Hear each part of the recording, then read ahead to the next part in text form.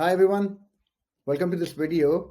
The whole point of this video now, which I'm trying to answer a question which gets asked a lot, in that like, what is the big difference between like regular on-prem security and cloud security? I mean, what's the point of this whole channel even? I mean, I could have created just a regular channel on cybersecurity and made a separate section on cloud security, right?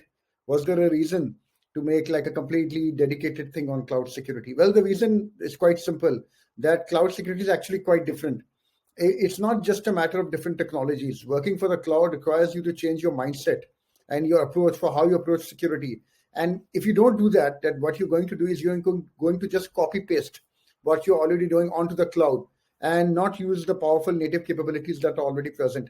I mean, I have seen that happen multiple times, and I know what I'm talking from experience.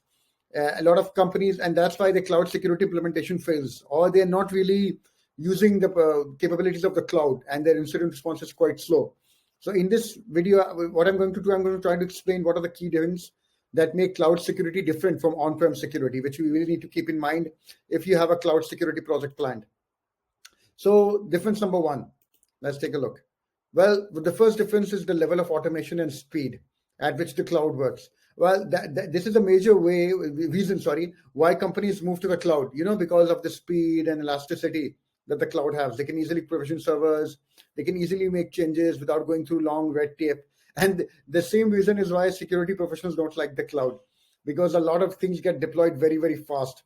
And like changes can happen, and they're used to a certain things happening on-prem, right? There's a certain change management, certain checks are there.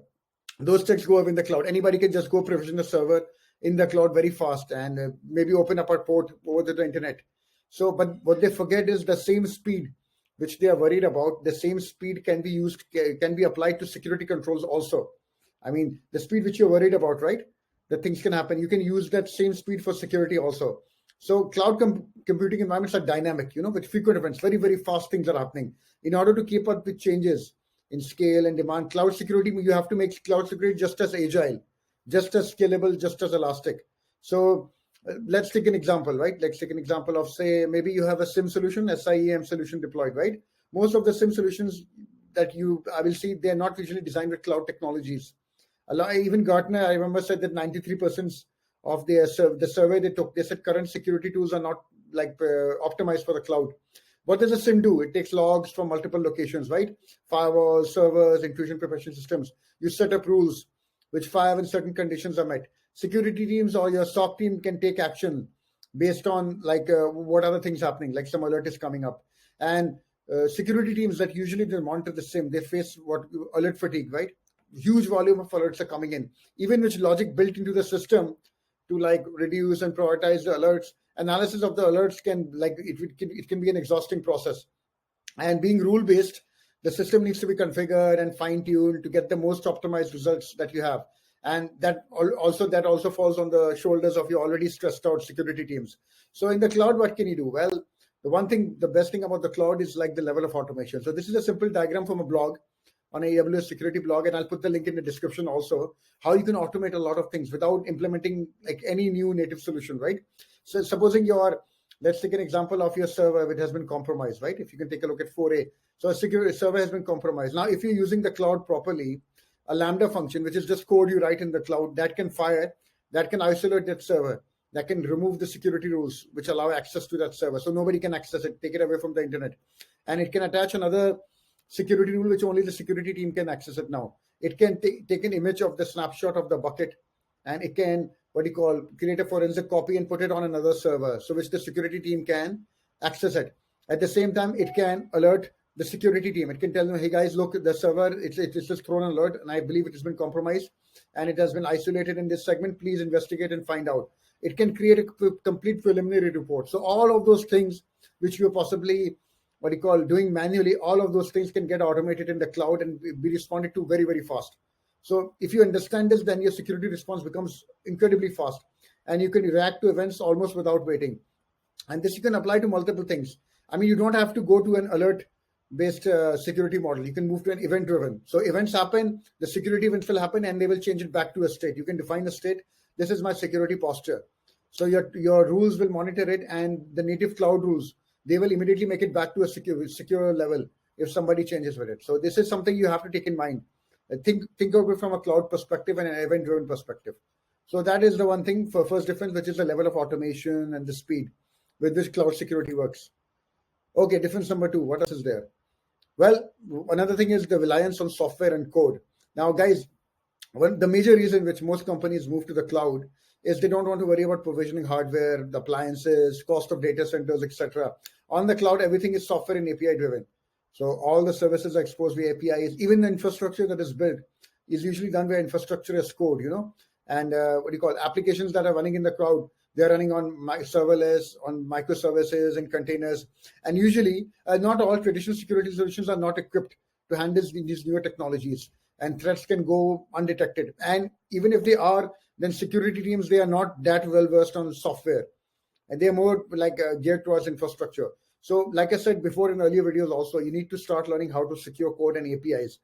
By securing code and API, I do not mean run a scan after software has been developed. No, you need to know how to bake security into the code itself, which is very difficult to do if you do not know stuff such as infrastructure as code, API, a little bit of Python maybe. I'm going to create further lectures on this, how you can at least get a very quick knowledge of how to go about like learning infrastructure and code and Python. So that's what I want you to understand. Don't try to copy what you're doing, but change your mindset, and you will see your security process improve. For example, you have a firewall deployed on-prem, right? So sometimes I've seen what they do is companies do, they simply take their firewall and they deploy it onto a virtual machine on Azure or on AWS, on Google Cloud. So that is not a cloud native solution, guys. That is a traditional firewall that is running on infrastructure as service. Okay, so you understand. So a lot of times I've seen people resist this change. They don't want to change their mindset and how security things are working. And what happens is some type of failure happens, a system outage, a breach, a disaster recovery, and then you have to change your governance process. So be proactive and try to do it, take the initiative and embrace this new way of doing stuff. Okay, the third difference, dissolving perimeter. Well, what do I mean by that? Well, security, it has a lot to do with access control. Traditional environments were usually regulated through a perimeter security model, right? And cloud, but the thing is, cloud, you have a firewall, you have an IPS, you've deployed a web application firewall, you're doing pen test of your perimeter to make sure it's secure, nobody from the outside can come in. You have solutions deployed on your email, and on and on and on. So cloud environments are highly connected. That makes it very easy to traffic to bypass your traditional perimeter defenses. You have APIs exposed over the internet, right? You can have like access keys from where you can access the cloud console anywhere. And hackers and malicious insiders, they might find it and try to get inside. So preventing vulnerabilities and unauthorized access in the cloud requires you to shift to an identity centric approach. Don't think about your perimeters, firewall and IDS, IPS. Think about your identity. So identity becomes the perimeter instead of firewall. So focus there. I mean, secure API calls, secure the authorization process, requires strong passwords and two-factor authentication. If you build security into all of your identity process, you will see your security posture improve dramatically. Okay. So now I've given you reasons. So I think what the $1 million question is, which I think everybody asks, is cloud more secure or on-prem?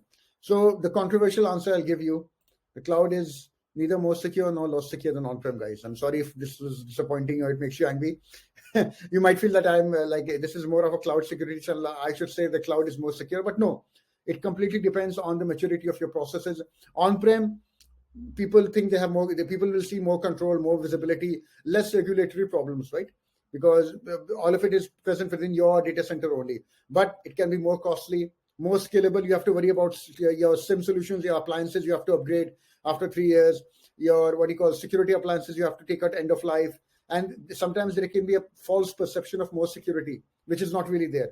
On the cloud, definitely you'll see less cost. You'll move to more of an OpEx-based model. It'll be more scalable, more speed. However, the risk is shared. Now you're sharing that risk between your service provider, which goes to that shared responsibility model. And I'll discuss that also. It can be more regulatorily, it can be more complex because sometimes you can't shift workloads to the cloud. And that is something you have to take into account. And cloud outages can happen. I mean, that's true. Of course, cloud outages can happen. So you really need to understand from your perspective, what is happening. So I've summarized it here. You can take a look. These are the pros and the cons, which I try to think about from the on-prem and the cloud perspective. So really it's up to you. You have to make the decision from your business perspective and make a choice. But if you do decide to move to a cloud, then really upgrade your security skills and your cloud security to take advantage of the native power of the cloud. So I hope this was useful, guys. Do subscribe to the channel and let me know if you like or dislike in the comment section. Thank you.